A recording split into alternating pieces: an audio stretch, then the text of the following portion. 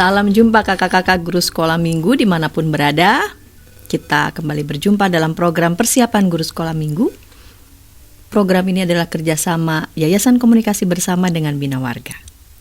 Pada episode kali ini kita mau melakukan persiapan bersama dengan tema pemberitahuan tentang kelahiran Yohanes Pembaptis dari bahan bacaan Injil Lukas 1 ayat 5 sampai 25.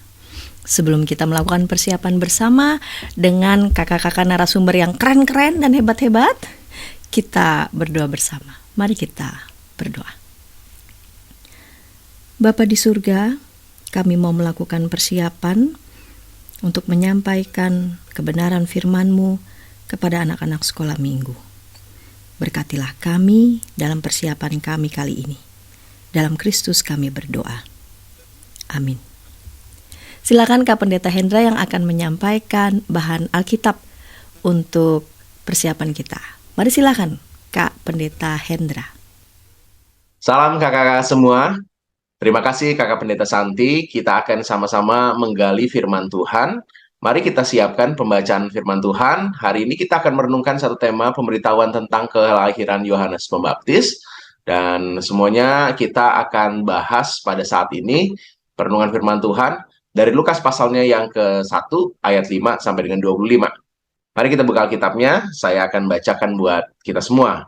Kakak-kakak bisa menyimaknya dan kita akan coba menemukan apa-apa yang Tuhan rindukan untuk kita bisa sampaikan kepada adik-adik. Lembaga Alkitab Indonesia memberikan judul yang sama dengan tema kita, pemberitahuan tentang kelahiran Yohanes Pembaptis. Mari kita bersama menyimak pembacaan firman Tuhan. Pada zaman Herodes, Raja Yudea, adalah seorang imam yang bernama Zakaria dari rombongan Abia. Istrinya juga berasal dari keturunan Harun, namanya Elisabet. Keduanya adalah benar di hadapan Allah dan hidup menurut segala perintah dan ketetapan Tuhan dengan tidak bercacat. Tetapi mereka tidak mempunyai anak, sebab Elisabet mandul dan keduanya telah lanjut usia. Pada suatu kali, waktu tiba giliran rombongannya, Zakaria melakukan tugas keimaman di hadapan Tuhan. Sebab ketika diundi sebagaimana lazimnya untuk menentukan imam yang bertugas, dialah yang ditunjuk untuk masuk ke dalam bait suci dan membakar ukupan di situ. Sementara itu seluruh umat berkumpul di luar dan sembahyang. Waktu itu adalah waktu pembakaran ukupan. Maka tampaklah kepada Zakaria seorang malaikat Tuhan berdiri di sebelah kanan mezbah pembakaran ukupan. Melihat hal itu ia terkejut dan menjadi takut. Tetapi malaikat itu berkata kepadanya, "Jangan takut, hai Zakaria, sebab doamu telah dikabulkan dan Elisabet istrimu akan melahirkan seorang anak laki-laki bagimu dan haruslah engkau menamai dia Yohanes. Engkau akan bersukacita dan bergembira, bahkan banyak orang akan bersukacita atas kelahiran itu. Sebab ia akan besar di hadapan Tuhan dan ia tidak akan minum anggur atau minuman keras dan ia akan penuh dengan Roh Kudus mulai dari rahim ibunya. Ia akan membuat banyak orang Israel berbalik kepada Tuhan Allah mereka. Dan ia akan berjalan mendahului Tuhan dalam roh dan kuasa Elia untuk membuat hati bapa-bapa berbalik kepada anak-anaknya dan hati orang-orang durhaka kepada pikiran orang-orang benar. Dan dengan demikian menyiapkan bagi Tuhan suatu umat yang layak baginya." Lalu kata Zakaria kepada malaikat itu, "Bila manakah aku tahu bahwa hal ini akan terjadi? Sebab aku sudah tua dan istriku sudah lanjut umur." Jawab malaikat itu kepadanya, "Akulah Gabriel yang melayani Allah, dan aku telah diutus untuk berbicara dengan engkau dan untuk menyampaikan kabar baik ini kepada. Sesungguhnya, engkau akan menjadi bisu dan tidak dapat berkata-kata sampai hari di mana semuanya ini terjadi, karena engkau tidak percaya akan perkataanku yang akan nyata kepadanya pada waktunya." Sementara itu orang yang banyak menanti-nantikan Zakaria, mereka menjadi heran bahwa ia begitu lama berada di bait suci. Ketika ia keluar, ia tidak dapat berkata-kata kepada mereka dan mengertilah mereka bahwa ia telah melihat suatu penglihatan di dalam bait suci. Lalu ia memberi isyarat kepada mereka sebab ia tetap bisu.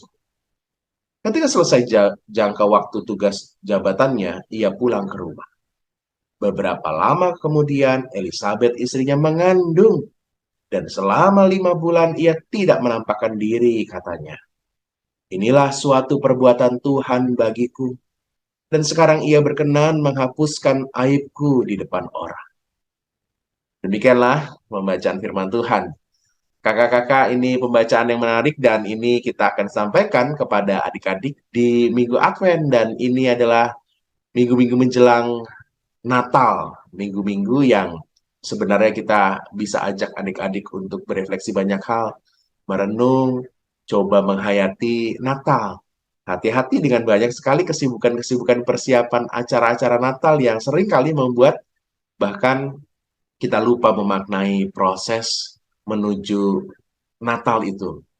Sebenarnya itu momen yang sangat-sangat baik sekali untuk banyak sekali memeriksa diri, mengajak adik-adik untuk coba hidup seperti pemberitaan Yohanes menyiapkan jalan bagi Tuhan ya. Itu penting sekali. Jadi kita mau supaya menggunakan minggu-minggu menjelang Natal ini menjadi momen di mana kita bisa bersama-sama menghayati karya besar Tuhan dan kebaikan-kebaikan Tuhan dalam hidup kita.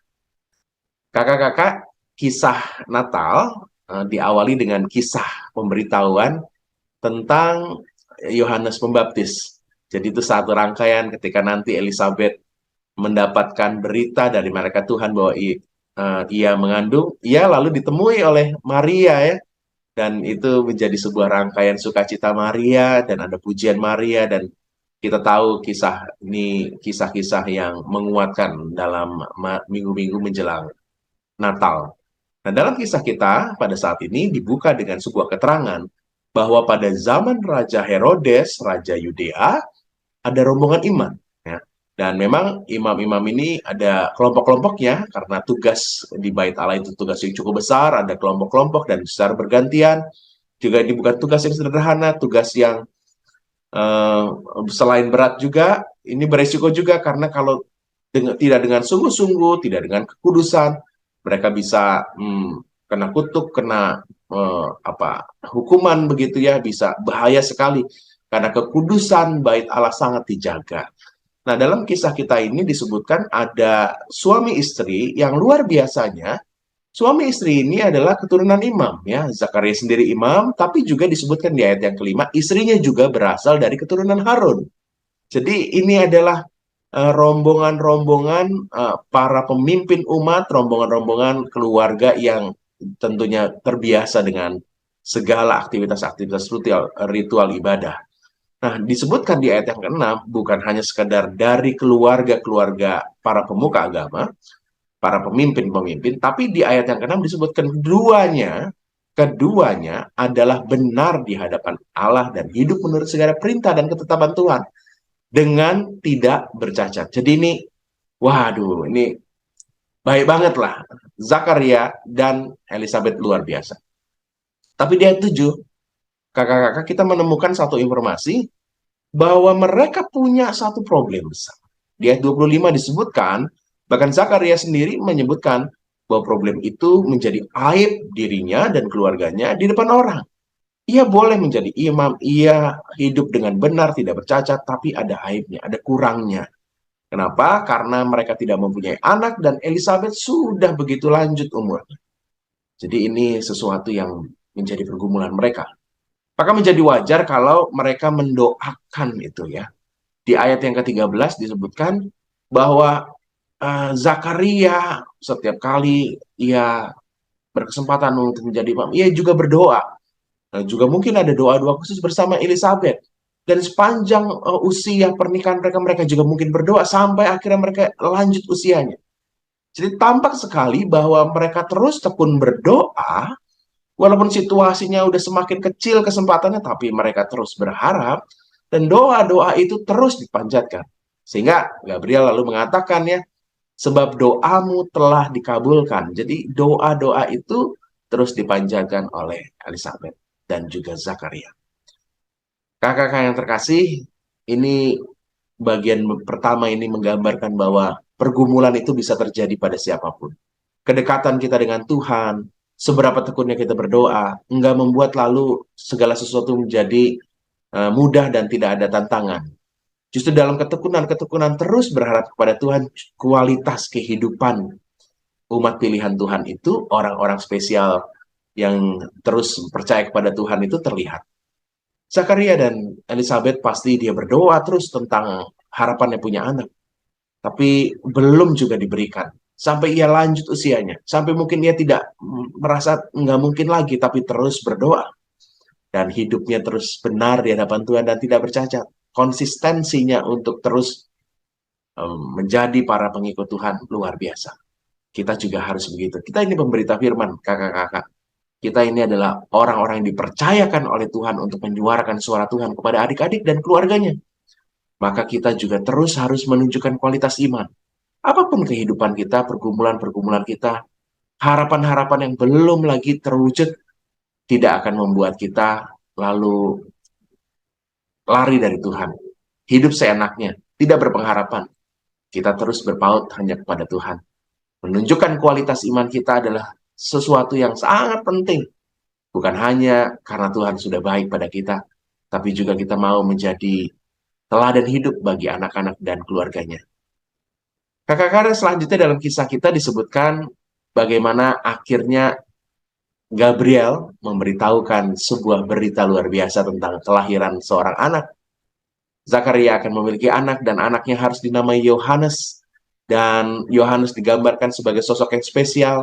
Ia akan membuat Zakaria dan Elizabeth berbahagia, tapi juga orang-orang di keluarganya. Semua orang menjadi bahagia, disebutkan ayat 14, engkau akan bersukacita dan bergembira. Bahkan banyak orang akan bersukacita atas kelahirannya. Ini sesuatu yang luar biasa. Jadi kita lalu ingat dalam kisah perjumpaan Maria dan Elizabeth, ya, walaupun masih di dalam rahimnya, tapi Elizabeth, Maria sama-sama bersukacita. Ada pujian Maria, tapi juga ada pujian Zakaria. Semuanya mengagungkan Tuhan. Jadi sukacita luar biasa kehadiran seorang anak ini ya. Mungkin juga banyak para umat yang tahu sekali pengharapan Zakaria dan Elizabeth. Dia berdoa dengan luar biasa, tapi tidak kunjung-kunjung terwujud. Dan ketika anak ini hadir, Elizabeth mengandung, wah, pasti kekaguman-kekaguman juga muncul dalam kehidupan umat di sekitaran Zakaria. Jadi ini sukacita luar biasa. Dan anak ini, Yohanes, disebutkan lihat 15, 16, 17, sebuah tanda bahwa anak ini spesial banget. Ia akan besar di hadapan Tuhan. Ia akan membuat banyak orang Israel berbalik kepada Tuhan, Allah mereka. Ayat 17, ia akan berjalan mendahului Tuhan. Jadi ini sesuatu tanda yang luar biasa, spektakuler sekali anak ini. Kakak-kakak, dalam kisah kita, lalu Zakaria mempertanyakan sesuatu. Bagaimanakah aku tahu bahwa hal ini akan terjadi? Perkataan bagaimanakah aku tahu bahwa hal ini akan terjadi menunjukkan ada sukacita, tapi juga ada keraguan. Ada situasi yang tidak percaya karena usianya mereka, usia Elizabeth, sudah lanjut. Jadi wajarlah kalau Zakaria bertanya, bagaimanakah aku tahu bahwa hal ini akan terjadi? Karena situasinya sangat kecil kemungkinannya. Saya membayangkan orang yang dekat pada Tuhan seperti Zakaria, ketika didatangin Gabriel, masih juga bertanya seperti ini. Saya jadi ingat dengan kisah Abraham, ketika malaikat Tuhan memberitahukan bahwa Sarah istrinya akan mengandung, juga bertanya tentang hal serupa karena kemungkinan kecil ya. Bagaimana dengan orang-orang yang gak dekat dengan Tuhan ya? Mungkin akan ada banyak sekali pertanyaan, keraguan-keraguan ya. Tapi ini sesuatu yang memang dalam kasat mata nggak memungkinkan. Tapi luar biasa Tuhan membuat segala sesuatu memungkinkan. Maka dalam kisah kita disebutkan beberapa lama kemudian Tuhan menunjukkan kuasanya. Elizabeth mengandung dan Zakaria mengatakan di ayat 25, inilah suatu perbuatan Tuhan bagiku. Jadi apa yang dialami oleh Zakaria, Elizabeth, ini bukan semata-mata karena usaha Zakaria, doa-doanya Zakaria, tapi memang perbuatan Tuhan. Kita memohonkan dan Tuhan yang menyatakan kuasanya. Tuhan yang memberikan apa yang rindu ia lakukan kepada umat-umat yang memohon kepadanya.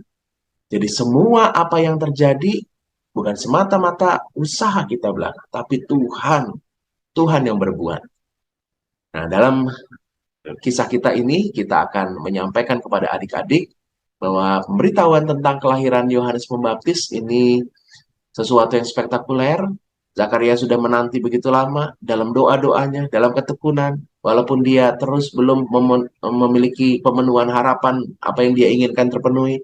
Tapi Zakaria terus berharap kepada Tuhan, hidup dengan baik, tidak bercacat.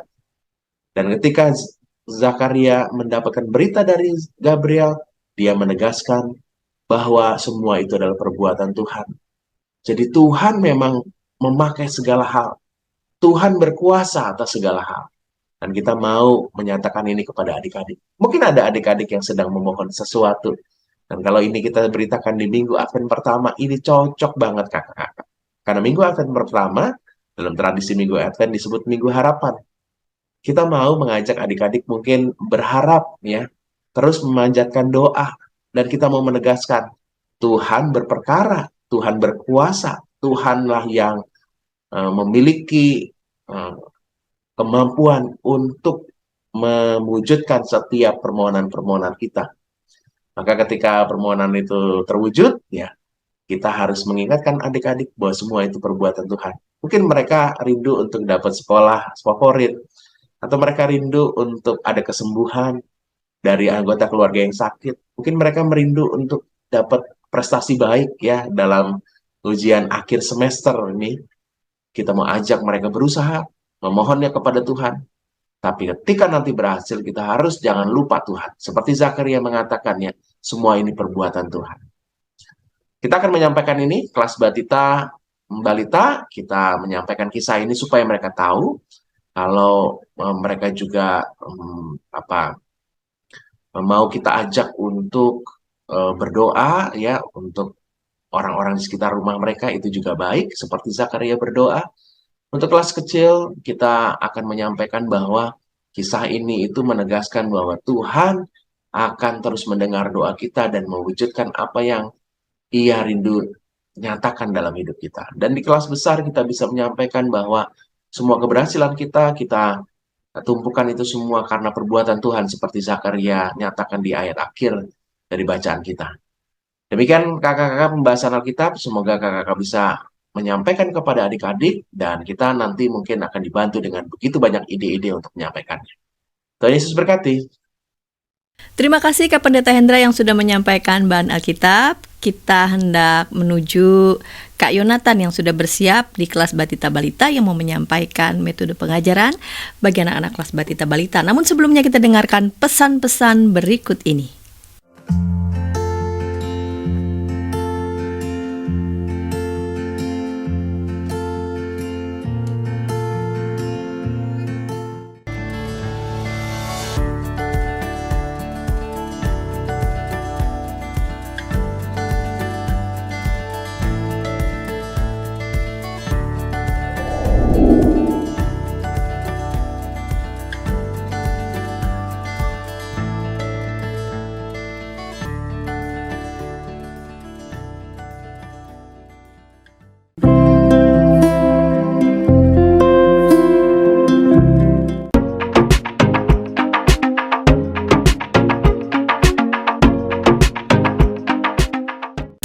Sahabat, mari dukung pelayanan dan pekabaran Injil melalui YKB dengan membagikan link acara ini kepada sebanyak mungkin orang.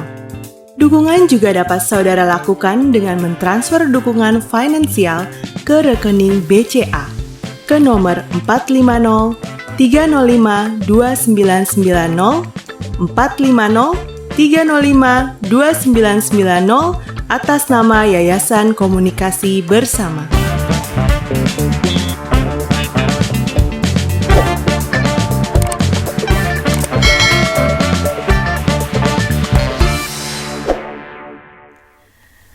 Salam jumpa kakak-kakak, senang masih bersama dengan kami dalam program Persiapan Guru Sekolah Minggu kerjasama Yayasan Komunikasi Bersama dengan Bina Warga.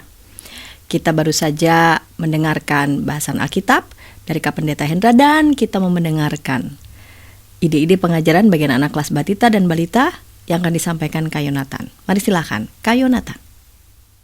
Halo kakak-kakak semua, bertemu lagi dengan saya Yonatan dari GKI Perumnas. Hari ini saya ingin membagikan sebuah metode untuk memberitakan firman Tuhan kepada adik-adik kita sekolah minggu nantinya. Dengan tema pemberitahuan tentang kelahiran Yohanes Pembaptis untuk kelas Batita dan Balita yang diambil dari Lukas. Oke, kalau gitu kita langsung aja ya kakak-kakak semua. Pertama-tama kita harus melihat tujuannya. Nah, tujuannya kan untuk Batita Balita, anak mengetahui kisahnya ya, Yohanes Pembaptis yang akan lahir gitu ya kepada Zakaria gitu ya. Sama afektifnya adalah anak percaya bahwa Tuhan membuat hal yang mustahil menjadi nyata. Jadi semuanya tuh tidak ada yang mustahil bagi Tuhan gitu ya, secara sederhananya. Kalau gitu metodenya aja deh kita langsung. Metodenya adalah saya menawarkan metode untuk challenge memotong buah, tapi buah ini bisa apa aja ya, mungkin yang sulit dipotong gitu ya, bisa tomat, bisa kentang, mungkin nanti juga bisa diganti, atau mungkin juga bisa diganti telur nih kakak-kakak semua. Nah, jadi caranya gimana ya? Hari ini saya memakainya telur nih, saya memakainya telur. Nah, kita langsung bilang kayak gini, adik-adik semua, ada yang tahu nggak ini apa gitu ya. Nah, nanti bisa kentang, bisa buah apa gitu ya. Kalau saya kan, oh telur kak gitu.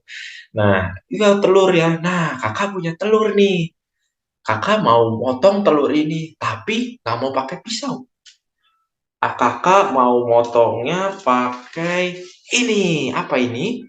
Kertas ya. Wah, pakai kertas. Kira-kira ada yang bisa nggak ya motong telur pakai kertas gitu ya? Nah, kalau secara onsite nanti biarin anak-anaknya mencoba sendiri motong telur pakai kertas. Oh, nggak bisa kak, gitu-gitu. Pasti nggak akan bisa gitu ya. Motong telur pakai kertas mau di gini-gini kayak tetap nggak akan bisa. Nah, kalau secara online nanti kita yang praktekin. Kayak diapain nih? Kita tanyain satu-satu. Misalkan, Michelle diapain ini? Harus diginin kah? Oh, nggak bisa gitu ya. Nah, nanti kita pokoknya boleh tanya satu-satu, sekreatifnya kakak-kakak semua. Nanti terakhir, kakak-kakak tanya, jadi sebenarnya bisa nggak sih telur ini dipotong pakai kertas gitu ya? Nanti ke anak-anak Batita atau Balita. Mungkin kalau yang Batita agak susah menjawab ya, tapi kalau Balita nggak bisa gitu ya. Betul, nanti kita kasih kesimpulan bahwa memotong telur dengan kertas itu sangat mustahil. Gak mungkin kertas yang lembek ini bisa memotong telur gitu. Nah, kita kasih tahu bahwa itu mustahil. Nah, terus ada lagi yang mustahil. Apalagi yang mustahil di dunia ini ya? Wah, memindahkan gunung mustahil gitu ya. Gitu. Pokoknya banyak hal mustahil yang kita sebutin nantinya. Terus nanti itu sebagai bridging, sebagai jembatan untuk kita masuk. Ternyata di Alkitab juga ada kisah yang sepertinya mustahil loh. Yaitu, seorang Elizabeth yang usianya tua tuh mengandung, melahirkan anak. Jadi kan nenek-nenek nggak bisa ya mengandung ya. Nah, di sini kita langsung kasih tahu bahwa cerita tentang kelahiran Yohanes gitu ya, tentang ayat bacaan kita pada saat itu, di mana Zakaria itu sebenarnya udah tua, terus Elizabeth juga udah tua, mereka belum punya anak dan mereka nggak mungkin mengandung gitu ya, nggak mungkin bisa punya anak lagi. Mungkin agak sulit dijelaskan kepada anak-anak, tapi nggak apa-apa bisa kita coba. Nah, setelah itu kita ceritain apa poin-poin pentingnya. Poin-poin penting yang diceritakan adalah malaikat Gabriel yang datang, terus Zakaria yang tidak percaya gitu ya, yang menolak, terus Zakaria yang dibuat bisu, lalu Elizabeth yang mengandung. Pokoknya 4 poin ini kognitif yang harus disampaikan kakak-kakak semua. Nanti setelah kisah ini disampaikan, kita kasih refleksi penutup bahwa memang banyak hal yang mustahil di dunia ini, tapi bagi Tuhan tiada yang mustahil. Nanti kita kasih contoh-contoh. Tuhan bisa nggak mindahin gunung? Bisa. Tuhan bisa membelah laut? Bisa gitu ya. Nah, terus kalau gitu Tuhan bisa nggak ya? Terus kita bisa nggak ya motong kertas pakai telur gitu ya?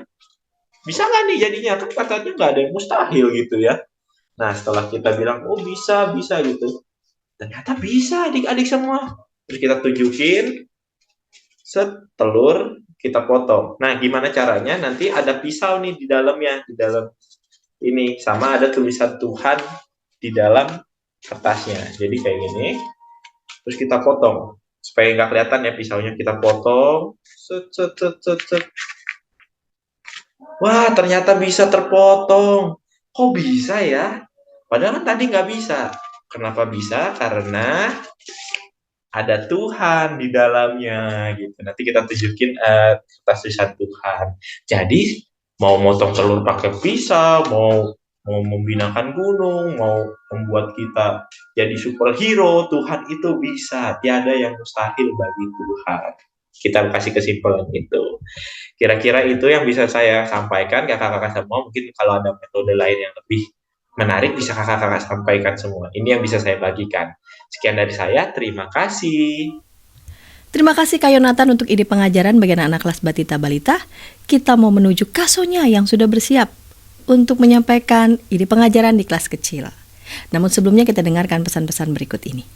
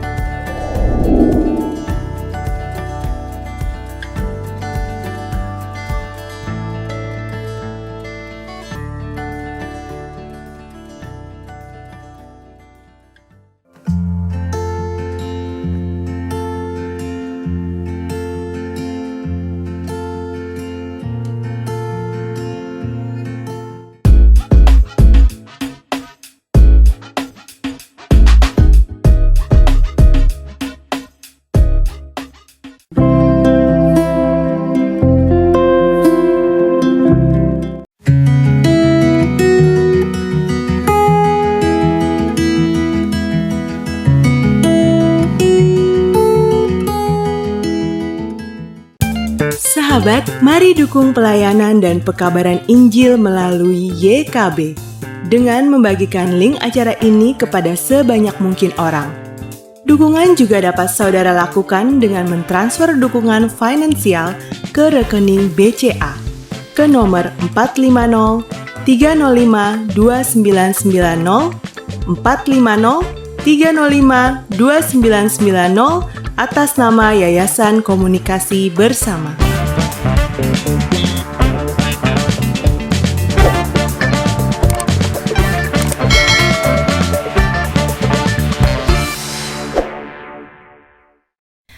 Senang masih bersama dengan kami, kakak-kakak guru sekolah minggu. Pada episode kali ini kita melakukan persiapan bersama dengan tema pemberitahuan tentang kelahiran Yohanes Pembaptis dari Injil Lukas 1 ayat 5-25.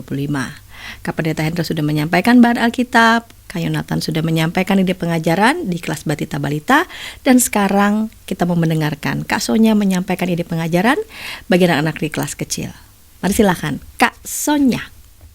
Shalom kakak-kakak yang dikasih Tuhan, jumpa lagi dengan Kak Sonya dari GKI Tubagus Angke dalam persiapan guru sekolah minggu untuk kelas kecil.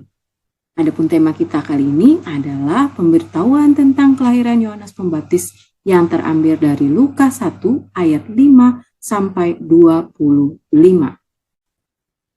Kakak-kakak, tujuan pembelajaran kita kali ini ada dua ya. Yang pertama, anak mengetahui bahwa Tuhan memberitahukan tentang kelahiran Yohanes Pembaptis kepada Zakaria. Yang kedua, anak percaya bahwa Tuhan dapat melakukan atau membuat segala sesuatu yang mustahil atau tidak mungkin itu menjadi nyata. Nah, untuk pendahuluan, kakak-kakak bisa tanya dulu kabarnya adik-adik hari ini bagaimana, suasana hati mereka bagaimana, kondisi mereka bagaimana, dan sebagainya. Lalu yang kedua, kakak-kakak bisa menampilkan gambar-gambar dan memberikan pertanyaan-pertanyaan sesuai dengan gambar-gambar yang kakak-kakak berikan. Kakak-kakak yang dikasih Tuhan, untuk metode pembelajaran saya menawarkan dua cara. Yang pertama, yaitu kakak-kakak bercerita sambil memperlihatkan gambar melalui PPT ya. Yang kedua, kakak-kakak bisa bercerita sambil kakak-kakak memutar sebuah film ya tentang pemberitahuan kelahiran Yohanes Pembaptis ini. Nah, kita masuk pada metode yang pertama ya. Saya akan menampilkan gambar seperti ini. Nah, adik-adik coba lihat, perhatikan gambar di depan ya. Ini ada seorang bapak dan seorang ibu. Mereka adalah suami istri yang takut akan Tuhan. Bapak Zakaria adalah seorang imam yang melayani di bait suci. Mereka adalah orang-orang yang takut akan Tuhan. Mereka adalah orang yang setia adik-adik ya. Selalu melayani Tuhan dan selalu melakukan hal-hal yang baik. Tapi sayangnya adik-adik sampai usia mereka tua, Bapak Zakaria dan Ibu Elizabeth ini tidak mempunyai anak. Ya, walaupun hati mereka sedih, walaupun mereka sering menerima hinaan, menerima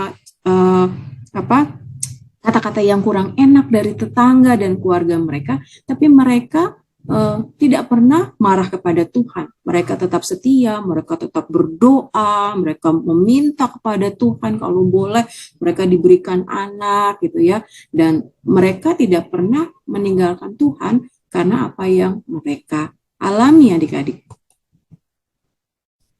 Suatu hari Bapak Zakaria pergi ke bait suci untuk melaksanakan tugasnya ya, untuk membakar korban bakaran dan juga berdoa kepada Tuhan di dalam bait suci. Ketika Bapak Zakaria sedang berdoa, sedang kusuk berdoa ya seperti gambar yang terlihat adik-adik, tiba-tiba muncullah malaikat Tuhan di hadapannya. Ya, dia sangat kaget, dia sangat terkejut. Kok tiba-tiba ada malaikat di hadapannya ya, gitu.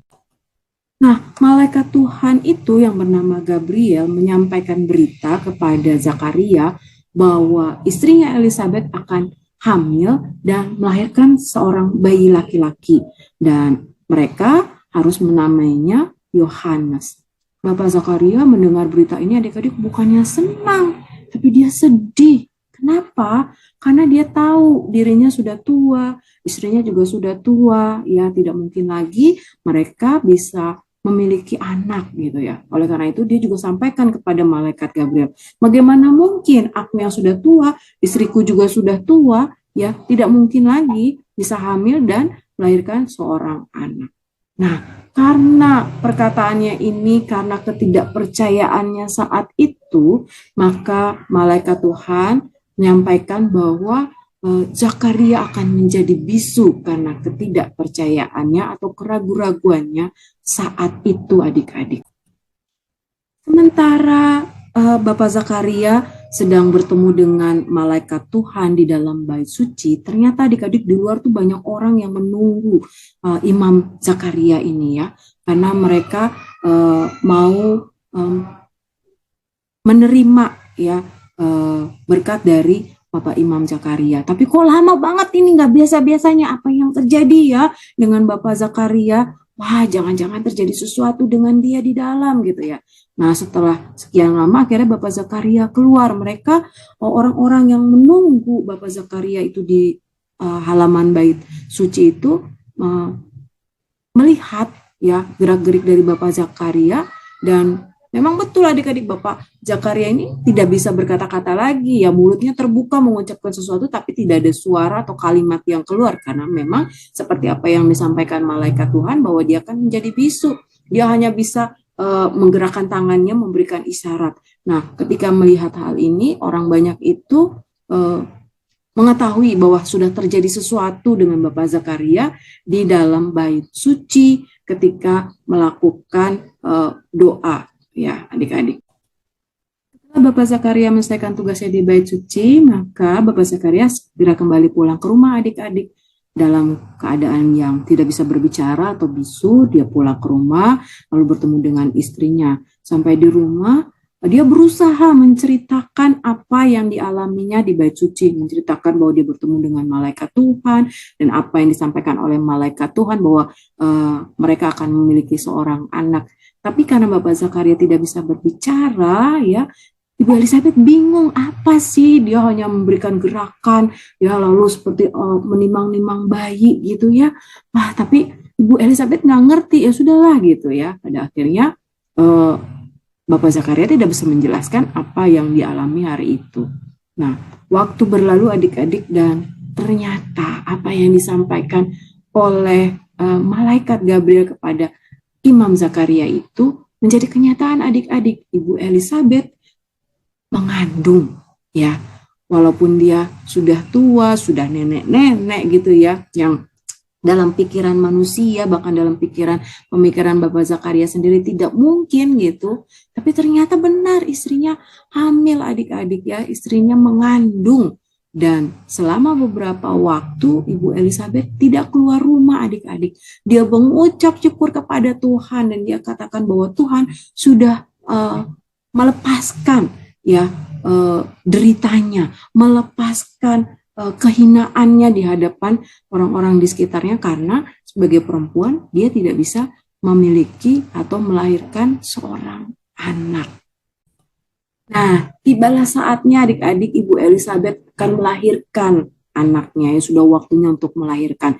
Dan ketika dia melahirkan anaknya, ternyata benar adik-adik, seperti apa yang disampaikan oleh malaikat Gabriel kepada Bapak Zakaria, ya, bahwa anak yang akan dilahirkan oleh istrinya atau Ibu Elizabeth ini adalah seorang bayi laki-laki adik-adik.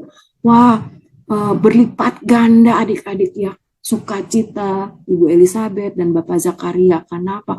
Tuhan sudah memberikan hadiah yang begitu besar ya di masa tua mereka, dalam kesetiaan mereka menerima berkat Tuhan, yaitu seorang anak, bahkan anak laki-laki.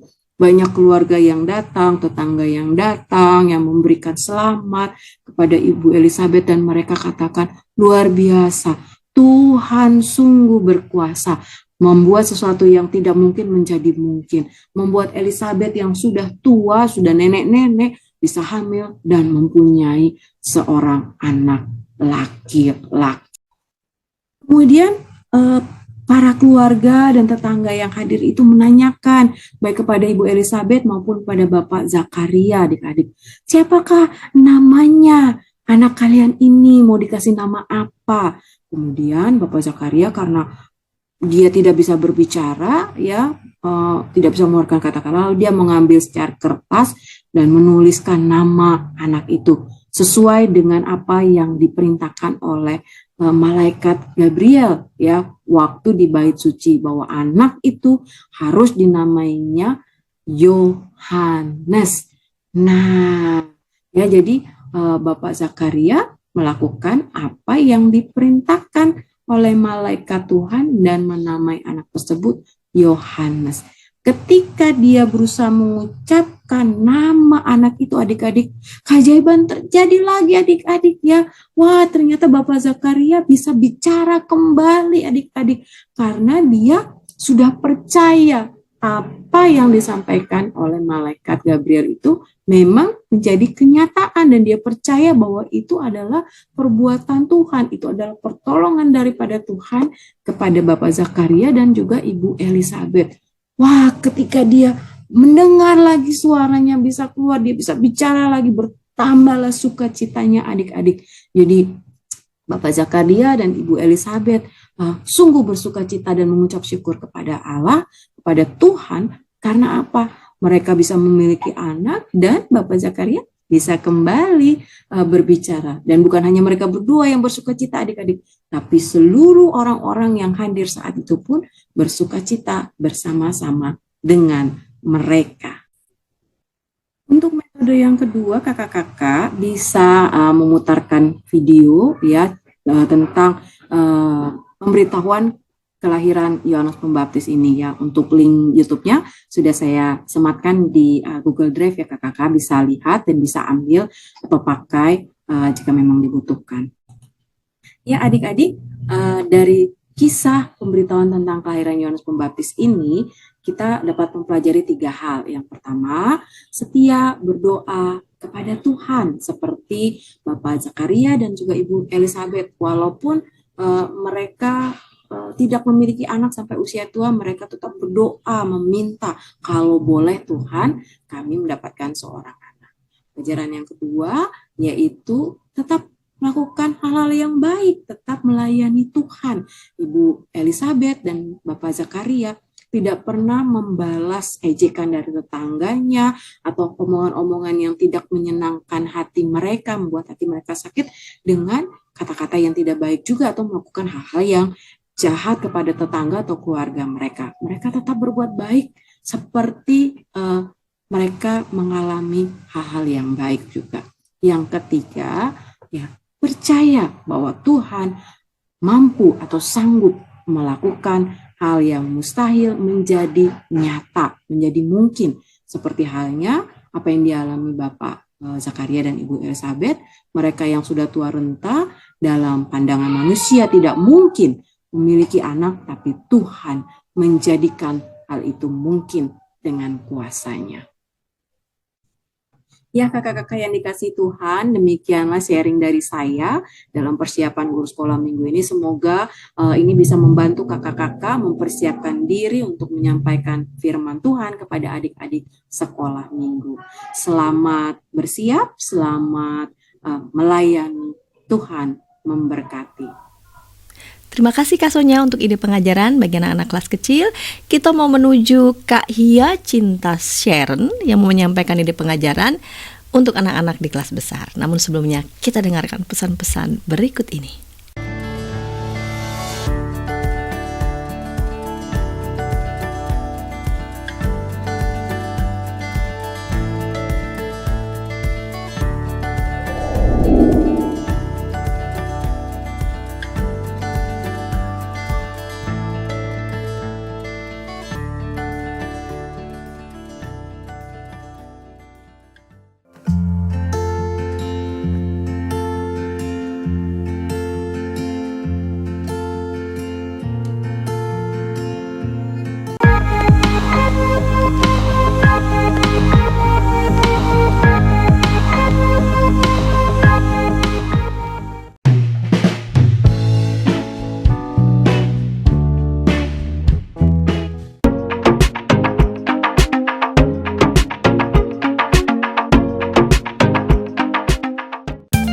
Sahabat, mari dukung pelayanan dan pekabaran Injil melalui YKB dengan membagikan link acara ini kepada sebanyak mungkin orang.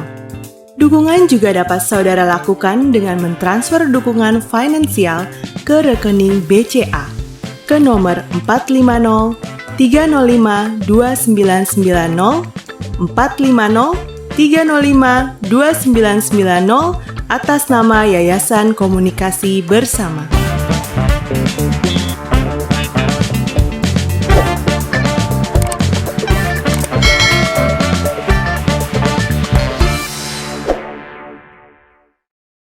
Kakak-kakak, senang masih bersama dengan kami dalam program persiapan guru sekolah minggu. Kita mau melakukan persiapan bersama dengan tema pemberitahuan tentang kelahiran Yohanes Pembaptis dari Injil Lukas 1 ayat 5-25. Baru saja Kak Sonya sudah menyampaikan ide pengajaran bagi anak-anak kelas kecil, dan kita mau mendengar Kak Hia Cinta Sharon yang mau menyampaikan ide pengajaran bagi anak-anak di kelas besar. Mari silahkan Kak Hia Cinta Sharon. Halo, perkenalkan nama saya Sharon. Hari ini saya akan membahas beberapa kegiatan yang dapat dilakukan dalam kelas besar dengan topik kelahiran Yohanes Pembaptis. Untuk ayatnya diambil dari Lukas 1 ayat 5 sampai dengan 25, yaitu mengenai peristiwa kelahiran Yohanes Pembaptis. Di sini kita akan lebih membahas lebih dalam peristiwa Zakaria dan juga Elizabeth. Untuk tujuan pembelajarannya adalah yang pertama, Tuhan memberitahukan kelahiran Yohanes kepada Zakaria. Lalu yang kedua, Tuhan dapat membuat sesuatu yang mustahil menjadi nyata. Untuk pertama-tama, kita bisa tunjukkan kata ini kepada anak-anak, yaitu impossible. Di sini saya membuat kata impossible itu dalam dua warna yang sedikit mirip, tapi jika dilihat dengan lebih jeli, kita bisa melihat di sini ada impossible. Lalu jika masih belum ada anak yang dapat menemukannya, kita bisa bantu seperti ini. Lalu kita minta anak-anak untuk membaca bersama-sama. Apa perbedaannya? Apa kira-kira dari kata tersebut? Hari ini kita akan membahas apa? Yaitu mengenai I am possible, yaitu mengenai hal yang tidak mungkin bisa menjadi mungkin. Lalu kita bisa juga tunjukkan beberapa peristiwa di dalam Alkitab, seperti ketika laut terbelah, ataupun ketika Tuhan berjalan di atas air, ataupun juga ketika Tuhan menyuruh muridnya untuk menjala ikan, lalu banyak sekali ikan. Nah, lalu kita bisa tanya, dari ketika gambar tersebut, apa persamaannya? Mungkin anak-anak akan menjawab bermacam-macam, yaitu keajaiban, mukjizat, atau yang lainnya. Nah, setelah itu, kita bisa tanya kepada mereka, apa yang dimaksud dengan keajaiban? Silahkan berikan contohnya. Nah, mungkin dalam kehidupan sehari-hari pun mereka dapat menyebutkan contohnya. Mungkin ketika mereka sembuh dari suatu penyakit, atau misalkan mereka mendapat mainan baru yang mereka sangat damba-dambakan, atau hal lainnya seperti itu. Nah, lalu selanjutnya kita bisa mulai ceritakan mengenai cerita Zakaria dan Elizabeth pada waktu itu. Ketika Zakaria dan Elizabeth adalah umat yang taat, tetapi pada waktu itu Elizabeth tidak juga memiliki anak. Mereka tidak memiliki anak, dan pada saat itu, jika tidak memiliki anak, itu adalah sebuah aib. Nanti mungkin mereka akan bertanya, apa itu aib? Nah, di sini kita bisa jelaskan kepada mereka mengenai apa itu aib, dan kita juga bisa tanyakan kepada mereka, kira-kira pernah tidak mereka mengalami suatu kejadian yang sangat memalukan? Seperti itu. Itu juga mereka bisa relate terhadap apa yang dihadapi oleh Elizabeth pada waktu itu. Nah, ketika kita membahas aib, kita juga bisa jelaskan aib itu contohnya seperti apa. Orang-orang menganggap aib itu dalam beberapa contoh, misalkan tidak memiliki orang tua, atau tidak memiliki anggota tubuh yang lengkap, atau kebiasaan-kebiasaan buruk yang dilakukan. Misalkan seperti suka mencuri, suka berkata-kata kasar, suka berbuat dosa, seperti itu. Di sini kita bisa highlight bahwa aib yang disebutkan orang-orang tersebut belum tentu adalah sebuah dosa. Mungkin seperti tidak memiliki orang tua, ataupun kita memiliki cacat fisik, meskipun orang lain itu berpikir bahwa itu adalah sebuah aib, tapi sebenarnya itu bukan sebuah perbuatan dosa. Sama seperti ketika Elizabeth belum juga mengandung. Lalu kita bisa mulai ceritakan, masuk ke dalam cerita Alkitab.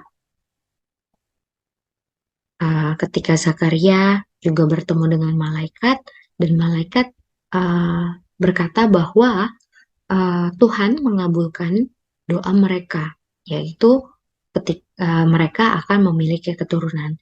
Tapi apa kira-kira respon Zakaria? Apakah dia percaya? Apakah dia excited,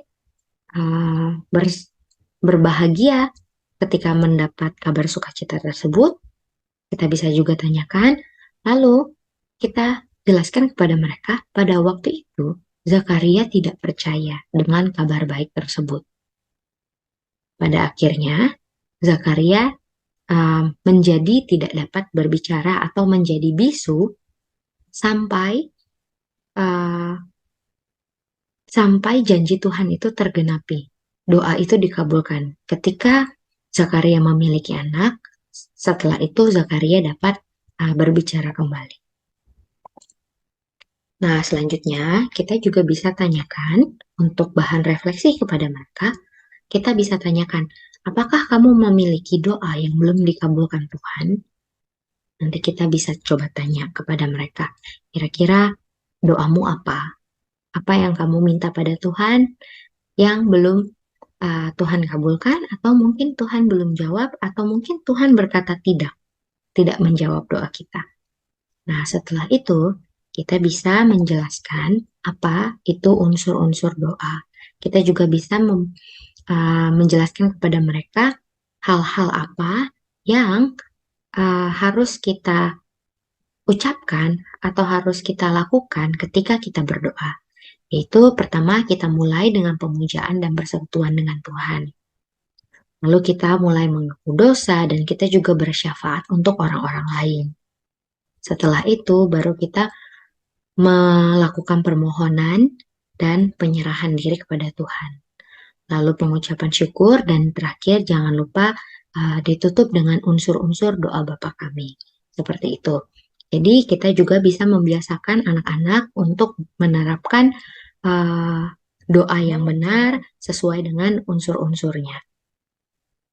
Nah, setelah itu aktivitasnya kita bisa menyediakan, atau misalkan mereka memiliki buku catatan, ataupun kita bisa memberikan lembar kerja, yaitu mereka dapat membuat doa. Nanti doa tersebut yang sudah mereka buat, itu mereka bisa mungkin tempel di ruang belajar atau di samping tempat tidur mereka, supaya mereka mengingat urutan dalam membuat doa dan bagaimana doa itu yang sebenarnya. Seperti itu. Lalu yang terakhir bisa ditutup dengan menghafalkan sebuah ayat hafalan, yaitu dari Matius 19 ayat 26. Yesus memandang mereka dan berkata, bagi manusia hal ini tidak mungkin, tetapi bagi Allah segala sesuatu mungkin. Jadi kita bisa balik lagi ke slide yang awal, kita bisa tunjukkan lagi dari kata impossible, Tuhan bisa membuat itu menjadi I am possible. Seperti itu, lalu nanti kita akan tutup dengan doa bersama. Seperti itu, terima kasih untuk waktunya. Terima kasih Kak Yaya Cinta Sharon yang sudah menyampaikan ide pengajaran di kelas besar. Dan lengkap sudah persiapan kita dari mulai bahan Alkitab, ide pengajaran bagi anak-anak di kelas Batita Balita, kelas kecil dan kelas besar. Kiranya ini semua boleh makin melengkapi dan menyemangati kakak-kakak semua yang saat ini sedang melakukan persiapan untuk menyampaikan firman Tuhan pada anak-anak sekolah minggu. Sebelum kita berpisah, saya mengajak kita semua untuk berdoa. Mari kita berdoa. Bapa di surga, terima kasih Engkau boleh menyertai kami. Terima kasih untuk kakak-kakak sekolah minggu yang tetap setia menyampaikan firman-Mu kepada anak sekolah minggu. Berikanlah kepada anak-anak-Mu hikmat agar bisa melakukan persiapan dengan makin baik dan makin mantap. Terima kasih, dalam Kristus kami berdoa. Amin. Sampai jumpa di episode yang akan datang dengan tema-tema persiapan guru sekolah minggu lainnya. Sampai jumpa.